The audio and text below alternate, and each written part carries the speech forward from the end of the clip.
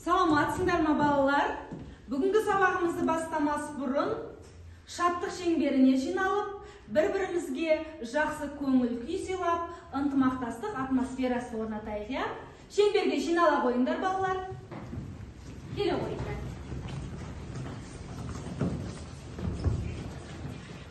Барлығымыз бір-бірімізге ыстық алақанымызды тигізіп қол ұстасайық. Сөйтейік та сенің есімің әдісіменен өзіміздің есімдеріміз туралы әдемі теңеу сөздермен, мақтау сөздерменен мысал келтірейік, я? Мен мысалы Дидарлы Динамын. Ал сіз? Мен Данышпан Диаспын. Мен Мейірімді Мұслимамын. Мен Ержігітті Ерсұлтанмын. Мен Әділетті Әдемін. Мен Талапты Тоғжанмын. Мен Теуірді Мықты Теуірді. Мен Ақылды Азамат. Мен Мейірімді Мереймін. Мен Ізетті Інжімін. Мен Дарынды Дидармын. Мен Ілтипатты Інжімін. Мен Көрікті Газдармын. Мен Ақылдай Аяулымын. Мен Ажарлы Аяулымын. Мен Аяулы Айзерекпін. Мен Ақылдай Нұрмын. Мен Мерейлі Мереймін. Мен Калшаты Көрікпін. Мен Айбынды Айбармын. Мен Әдемі Әмінамын. Әділ болатын Әділет. Жарайсыңдар балалар, өте тамаша, керемет теңеулерменен әдемі аттарыңды естіп алдық, я? Енді балалар, небір жаңа оқулықтар бар. Осы оқулықтарды сендер көріп таныссын деген ойменен топқа бөлу әдісін осы кітаптар арқылы бөлмекпін. Бұл кітаптың ішінде түрлі түсті қағаздар бар. Осы қағаздардың ішінде қандай түске тұрады, сол топқа барып отырамыз. Қызыл, сары, көк түстер, я? Ал балалар кітаптарыңды ала қойыңдар. Жылдам ала қойыңдар. Бар, ішіндегі стекелерді ашыңдар.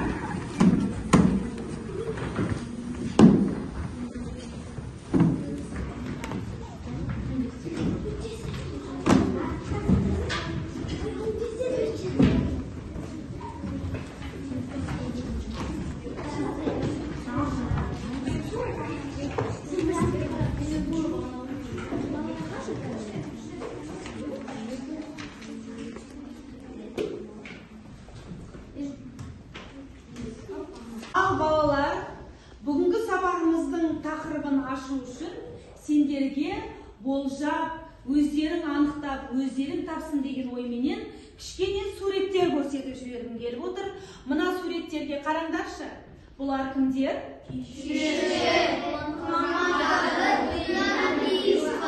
Жақсы. Мынау кімдер? Жақсы.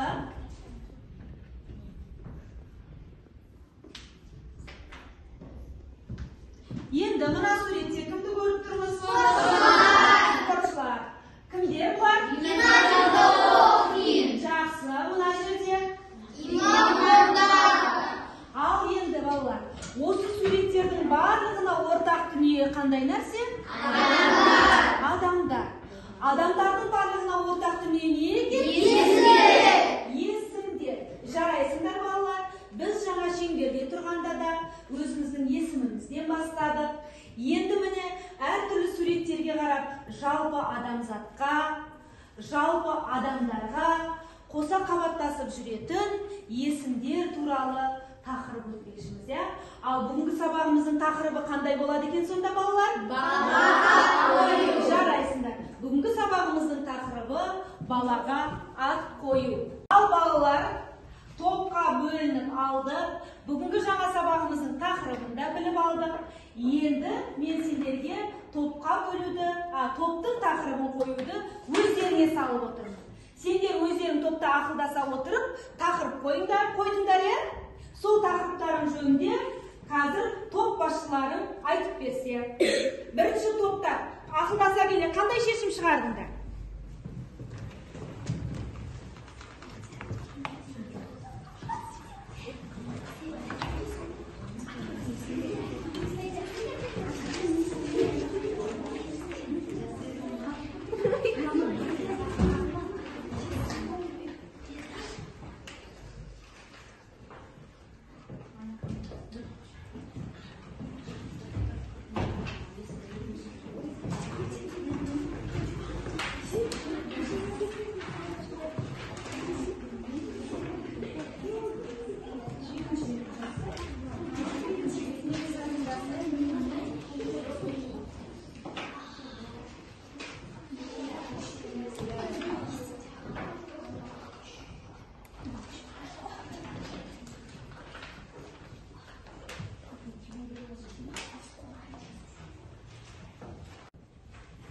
топтың атын атақты адамдар деп қойдық. Ал топ башыны Тоғжан болсын деп шештік.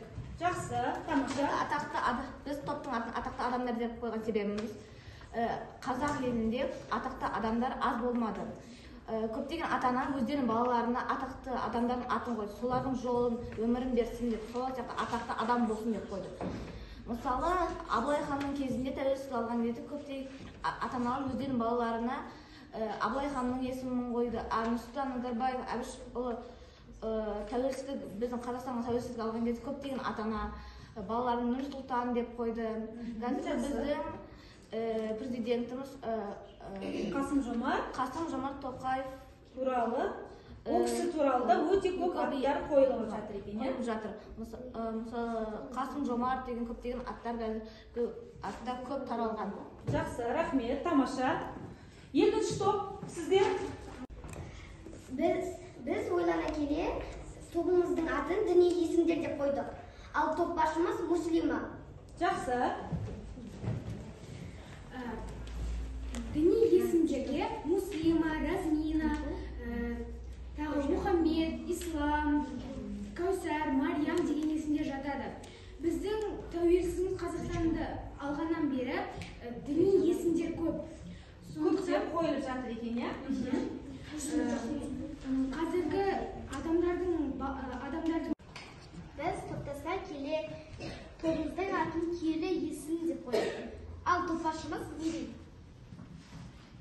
Біз тобымыздың атын киелі есім деп қойдық. Себебі қазіргі таңда заманға сай киелі есімдер өте көп. Сондықтан киелі есімдерге заманға сай болайық деп өзімізге ойластырып тобымызбен киелі есім деп қойдық. Ал мен бұрында естіген едім. Бұрында бір дүниеге сәби келеді, ал оның ата-анасы оған Қарабұра деген ат есім қояды. Ал Қарабұра кішкентайынан ауыра береді екен, дәрігерге көрінеді. Ал дәрігер оған баланың ешқандай ауруы жоқ екенін айтады. Сондықтан ата-анасы келсе шешіп, оны үлкен иманға апарады. Содан кейін иман оларға, балаға Қарабұра деген есім өте ауыр екенін айтады. Сондықтан ата-анасы қайттан балаға азан шақыртып, жеңілірек ат қоюын сұрайды. Қайттан баласына азан шақыртып, жеңіл және оған ыңғайлы ата-анасы қояды. Жақсы, рахмет, жарайсың Мерей, отыра қой. Топқа бөлініп болды, топтың аттарымен танысып алды. Енді балмұздақ әдісіменен үй тапсырмасын сұрамақпын. Үйге қандай тапсырма берілді балалар? 5-ші тапсырма. Енді балмұздақ әдісі арқылы атақты есімдер тобына барып, мен балмұздақ ұсынбақпын. Ал Темірбек, ала ғой. Балмұздаққа кімнің есімі шықты? Айзерек. Ал жарайсың Айзерек, оқи ғой сен үй тапсырмасын. Әрбір адамның өзін ұнататын стильдері бар. Менің ойымша, әрбір қыз бала белдемше, көйлек, туфли, банс кию керек. Ал ұл бала костюм, шалбар, көйлек, туфли кию қажет. Өзін ұнататын киімді киген дұрыс және өзіне ыңғайлы киінген дұрысырақ. Жақсы, жарайсың Айзерек, отыра ғой. Ал екінші діни есімдермен тобына мен Әділетке ұсынғым деп отыр балмұздақты. Біздің топтан үй тапсырмасын Айдас, Муслима. Жақсы, оқи ғой. Адам өзінің жасына лайықты киінген дұрыс. Киімдер жас ерекшелігіне қарай өзінің мөлшерімен тігіледі. Сондықтан киімнің де өз заңдылықтары бар. Киімді де өнер, жазды күндері сапалы матадан тігілген киімдерді киген дұрыс. Егер матаның құрамында синтетика. Ал үшінші топтан киелі есімдер тобы кім оқиды? Ал Азамат оқи ғой. Ағам дүниеге келгенде ата-анам, атам мен апама баламның атын сіздер қойыңыздар деп қолқа салған. Жақсы. Ал енді осы тапсырмаларды жапондық әдіс арқылы бағалап жіберейік, балалар. Ал бірінші топта атақты есімдер тобын бағалаймыз. Екі топ. Жақсы, жарайсыңдар. Ал екінші діни есімдер тобын бағалаймыз, балалар. Жақсы, тамаша. Ал үшінші топты бағалаймыз, киелі есімдер тобын. Жақсы, жарайсыңдар. Тамаша, балалар.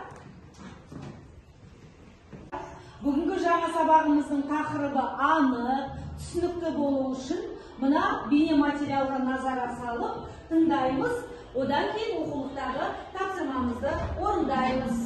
Жаңа туған нәрестеге жарасында ескі құлаққа жақында ат қою әр ата-ананың аса жауапты міндеті саналады. Тіпті халқымыз әкенің үш қақысының бірі дұрыс ат қою деп есептеген. Ертеде бала өмірге келгеннен кейін 40 күн өткесін бесікке бөліп есім қойған. Ол уақытта ауыл молдасы азан шақырып кітапқа қарап ат қойса, қазір бұл үрдіспен қатар әулеттің үлкенінде немесе елге сыйлы азаматтарға арнайы қойылды, есім қойдыруда белең алған. Менің атым не рас, сенің аты жуар, сенің аты салтанат. Қазақта сөз бар, әкенің көңілі жүк болмай, әйелден тумайды деген мақал бар. Себебі бала деген адамның әке мен шешенің арманынан туылады. Ұстазымыз Таласбек Әсенов ұстаз естіген әңгімеміз, бала жатырға бір уыс қан болып үйған кезде оның есімі, ғарышта есімі пайда болады дейді. Көне бабаларымыздың таным түсінігі бойынша адам тылсым құдіреттердің күшімен сол есімді алып қояды.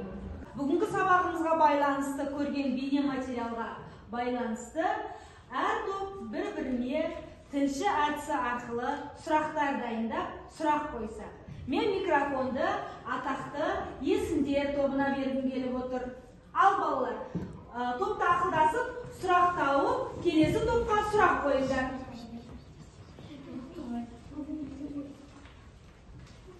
Мен діни есімдер деген топқа сұрақ қойғым келіп тұр. Азан шақырып ат қою деген не? Азан шақырып ат қою дегеніміз, мен үнімді айтамын. Азан шақырып ат қою дегеніміз, менің інімнің аты Нұрсеріп. Менің інімнің атының мағынасы нұрлы серігі болсын деген, нұрын бәріне шашып тұрсын деген. Ал баланың азан шақырып ат қоятын кезде баланың оң құлағына 3 рет сенің атың Нұрсеріп, сенің атың Нұрсеріп деп 3 рет айтады. Рахмет. Жарайсың, микрофонын қалдырып кете ғой осы топқа.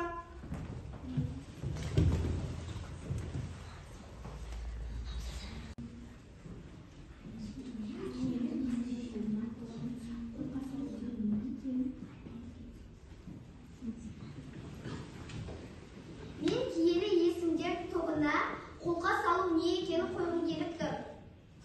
Жақсы.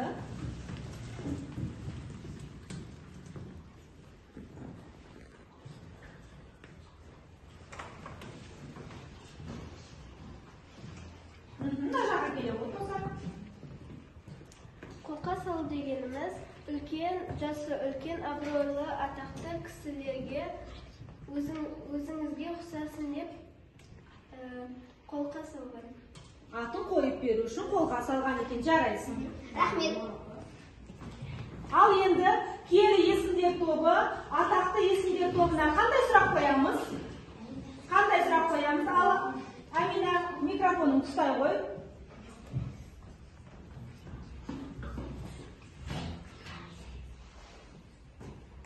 Ел арасында кең таралған заманауи есімдерге келісесіздер ме?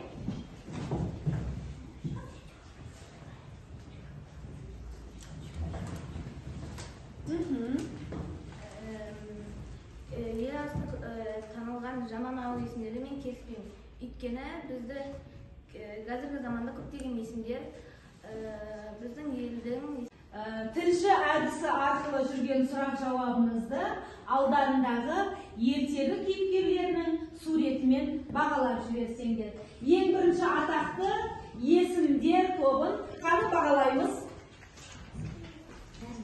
Атақты есімдер тобын, барлығымыз бағалаймыз. Қаны діни есімдер тобы барлығы да батырлар, алдар көсе, жарайсың. Каусар айта қойшы, сен не себепті алдар көсені көтеріп отырсың? Алдар көсені көтеріп отқан себебім араларында әділ деген бала қатыспай отыр. Сабаққа қатыспай отыр деп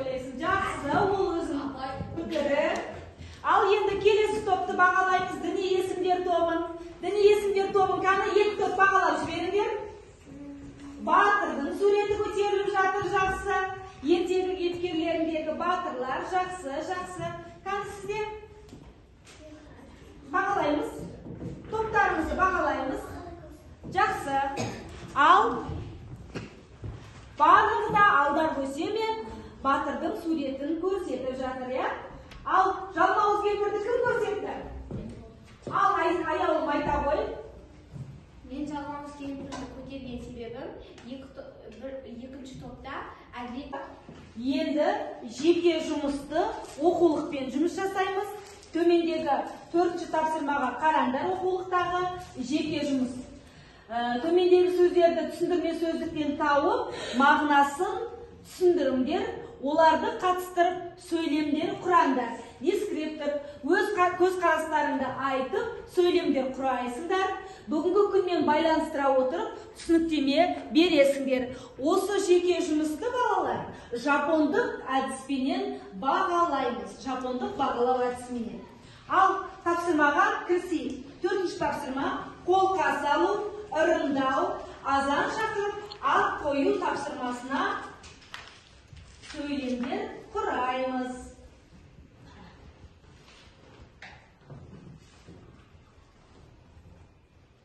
Оқулықтағы 4-ші тапсырмаға дайын болса, атақты есімдер тобы кім айтады? Кім оқиды? Тұра ғой. Қолқа салу, тілек білдіру, өтініш айту, ырымдау, жақсылыққа жору, азан шақырып, ат қою, баланың 10 құлағына есімін айтып жариялау. Жақсы, жарайсың. 2-ші топ, діни есімдер тобы. Сіздердің топтарыңыздан кім айтады? Ал Дидар айта ғой. Ырым жолдары мен түрлері өте көп. Мысалы, отаншыл болсын деп туған жерге аунату, сондай болсын деп батырдың сарқытын жегізу, немесе оның атын қою сияқты ырымдар бар. Азан шақырып ат қою.